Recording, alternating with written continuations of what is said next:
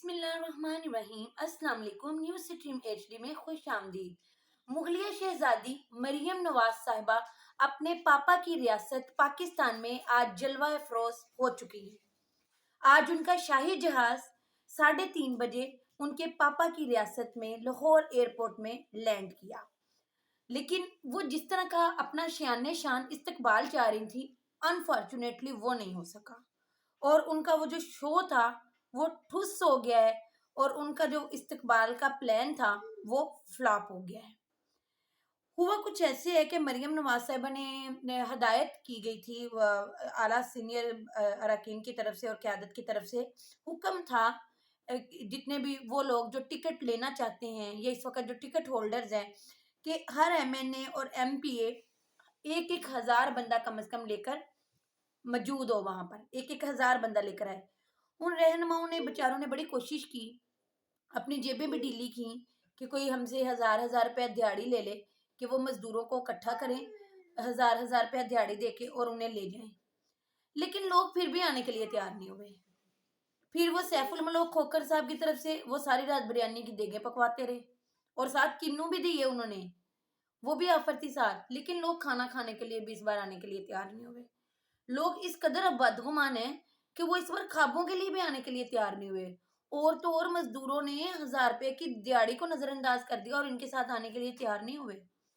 ان کا ایسٹیمیٹ تھا کہ 50-60 ہزار لوگ کم از کم اکٹھے ہو جائیں گے۔ پنڈال جو تھا وہ اتنا بڑا تھا کہ وہ ٹوٹل 120 قدم لمبا اور 9-10 قدم چوڑا تھا، تو آپ سوچ لیں کہ اس میں کتنے سے لوگ آ جائیں گے اگر وہ مکمل بھرا ہوا بھی ہو، لیکن ایسا نہیں تھا،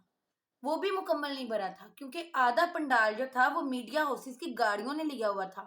اور گاڑیاں اس طرح سے لگائی گئی تھیں کہ جو چند 100 لوگ ہیں ان کو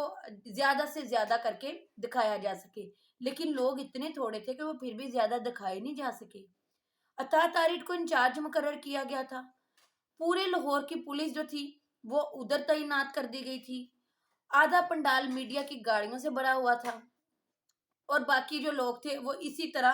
اور جو لوگ آئے تھے وہ اس طرح کے تھے کہ پتہ چل رہا تھا کہ وہ یا تو پیسے دے کر لائے گئے ہیں، تو کئی لوگ تو شوخیوں میں آگے تھے، اور یہ بھی بڑی رپورٹنگ ہو رہی ہے کہ وہاں پر خواتین اور نوجوان ٹک ٹاک ویڈیوز بناتے رہے جلسے کے دوران، انہوں نے مریم نواز کی بات ہی نہیں سنی۔ تو بسیں بڑی آئی تھیں، گاڑیاں بڑی آئی تھیں، جو MNA اور MPs تھے ان کے یا جو ٹکٹ لینا چاہتے ہیں وہ خالی بسیں ضرور لے کر آئے ہیں، تو اس لیے پارکنگ میں خاصا رش تھا۔ تو لیکن یہ جو شو ہے یہ بری طرح فلاپ ہوا۔ پاپا کو بڑا صدمہ پہنچا ہے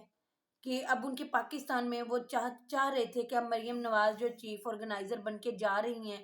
تو پوری پاکستان کو پیغام ملے کہ نون لیگ کی اب بھی کیا سیاسی طاقت ہے، اور مریم نواز مادر ملت اور قوم کی بیٹی شیرنی، یہ جب جائے تو بس وہ دھرتی کانپ اٹھے، تو وہ ایسا کچھ بھی نہیں ہوا۔ پہلے پروگرام یہ تھا کہ ریلی نکالیں گے، وہ ریلی ایئرپورٹ سے شروع ہوگی جاتی عمرہ تک جائے گی، وہ بھی پروگرام میں نے پچھلے ویلاگ میں کل ہی آپ کو بتایا تھا کہ انہوں نے انالیسس کروایا تھا، اور اس سے نے پتا چلا کہ اتنے لوگ کوئی نہیں اکٹھے ہونے۔ تو اب مریم نواز جو ہیں وہ شہزادی صاحبہ اکیلی ہی بغیر کسی ریلی کے جاتی عمرہ آدھے گھنٹے میں پہنچ گئی تھی۔ لیکن انتظامی امور بڑے خراب تھے اس بار، اس چیز میں بھی مخالفت کروں گی، سیاسی اختلاف اپنی جگہ، لیکن ایک خاتون جلسے میں خطاب کر رہی ہیں، اس دوران دھکم پیل ہو رہی ہے،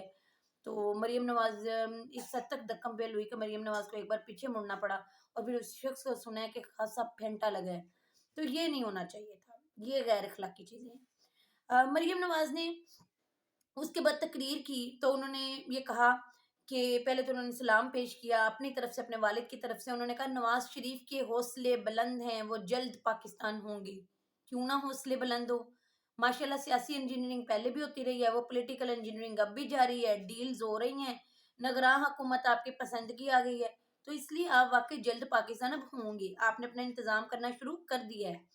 پھر انہوں نے کہا میری پوری توجہ مسلم لیگ نون پر ہے، میں پوری توجہ مسلم لیگ نون کے تنظیمی ڈھانچے کو مضبوط کرنے پہ لگانے کے لیے آئی ہوں، اور نوجوانوں کو نون لیگ میں لانا چاہتی ہوں۔ اور پھر انہوں نے ایک بات کی، یہ بڑی زومانی بات تھی، انہوں نے کہا یہ پارٹی پہاڑ کی طرح ہے، جو گرے گا وہ پتھر کی طرح ہوگا ریزہ ریزہ۔ یہ پیغام کس کو دیا گیا؟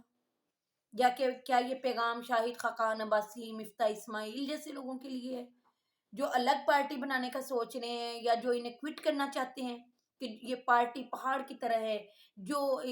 یہاں سے گرے گا وہ پتھر کی طرح ریزہ ریزہ ہو جائے گا؟ تو انہیں بھی آج پیغام پہنچا دیا گیا، اور مریم نواز نے چیف آرگنائزر اور وائس پریزیڈنٹ بننے کے بعد ان لفظوں میں اپنی طاقت کا اظہار کیا۔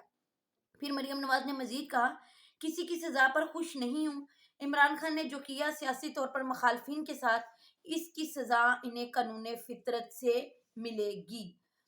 آج بی بی نے کہا ہے، شہزادی صاحبہ نے آج کہا ہے کہ وہ کسی سے انتقام نہیں لیتی، نہ نواز شریف صاحب لیتے ہیں نہ شہباز شریف صاحب لیتے ہیں، بلکہ یہ تو بڑے عفو درگزر والے لوگ ہیں، تو وہ جو سزائیں ہیں وہ اللہ کی طرف سے ملتی ہیں جو بھی ہمارے ساتھ برا کرتے ہیں۔ تو مفتاح اسماعیل کے متعلق میں گفتگو ہی نہیں کرنا چاہتی، ان کا موڈ نہیں تھا ان کے بارے میں بات کرنے کے لیے، تو انہوں نے کہا مفتاح اسماعیل کے متعلق میں گفتگو ہی نہیں کرنا چاہتی، جبکہ شاہد خاقان عباسی کی پارٹی اور نواز شریف سے وابستگی پہ کوئی سوال ہی نہیں اٹھا سکتا۔ شاہد خاقان عباسی نے کہا ہے کہ میں نون لیگ کے ساتھ کھڑا ہوں، پارٹی چھوڑوں گا تو گھر جاؤں گا، یہ انہوں نے کہا۔ پھر انہوں نے کہا کہ نواز شریف وطن واپسی کی تیاری کر رہے ہیں، حتمی تاریخ نہیں دے سکتی۔ جی بالکل، ہمیں بھی پتہ ہے وہ وطن کی تیاری کر رہے ہیں، انتظامات ہو رہے ہیں ان کی وطن واپسی میں۔ پہلے جس طرح اسحاق ڈار کو بڑے پروٹوکول سے ایک مفرور اشتہاری کو لایا گیا، اسی طرح اب آپ کے ابا جان بھی آئیں گے اپنی ریاست میں واپس، اسی پروٹوکول کے ساتھ آپ اس کے انتظامات کر رہے ہیں، اور حتمی تاریخ کوئی بھی نہیں دے سکتا، کیونکہ معاملات کوئی بھی پریڈکٹ نہیں کر سکتا کہ کس طرف جانے والے ہیں۔ اب ظاہر ہے کہ آپ کے والد صاحب اسی وقت آ سکیں گے کہ جب انہیں یہ خطرہ ٹل جائے کہ اب انہیں پکڑ کے کوئی جیل میں نہیں ڈالے گا، اب ان پہ کوئی مقدمے نہیں کھولے گا، اور جب آپ کو یہ پتا ہوگا ایئرپورٹ سے آپ کو گرفتار نہیں کر لیا جائے گا، بلکہ وہ دوبارہ اس ملک میں حکومت کرنے کے لیے آئیں گے۔ پھر انہوں نے مجمع سے سوال کیا، انہوں نے کہا نواز شریف کے خلاف سازش کرنے والے سارے کردار اپنے انجام کو پہنچے ہیں یا نہیں پہنچے، یہ سوال انہوں نے کیا۔ تو یہاں پر اب یہ مراد مت لیجئے گا کہ وہ عمران خان سے بات کر رہی ہیں، وہ عمران خان کے بارے میں بات نہیں کر رہے، وہ بات کر رہی ہیں جنرل قمر جاوید باجوہ کے بارے میں، وہ بات کر رہی ہیں جنرل فیض کے بارے میں، وہ بات کر رہی ہیں ثاقب نثار کے معاملے میں، وہ جرنیلوں اور ججز کے بارے میں بات کر رہی ہیں کہ کیا آپ نے نہیں دیکھا کہ وہ لوگ اپنے انجام کو پہنچے یا نہیں پہنچے۔ تو اس کے بعد انہوں نے کہا کہ اللہ پہ بھروسہ رکھیں، ملک کی معیشت کے معاملے میں اسحاق ڈار پہ بھروسہ رکھیں اور اللہ پہ بھروسہ رکھیں، یہ ملک اللہ نے بنایا ہے، وہی اس کو سنبھالے گا، تو ہم نے جو کرنا تھا ہم نے کر دیا، اب اللہ کے حوالے۔ اسحاق ڈار صاحب نے بھی کل اسے اللہ کے حوالے کیا ہے، وہ ڈالر کو کہاں تک پہنچا کے انہوں نے بھی اللہ کے حوالے کیا، 276 ڈالر آ رہا ہے۔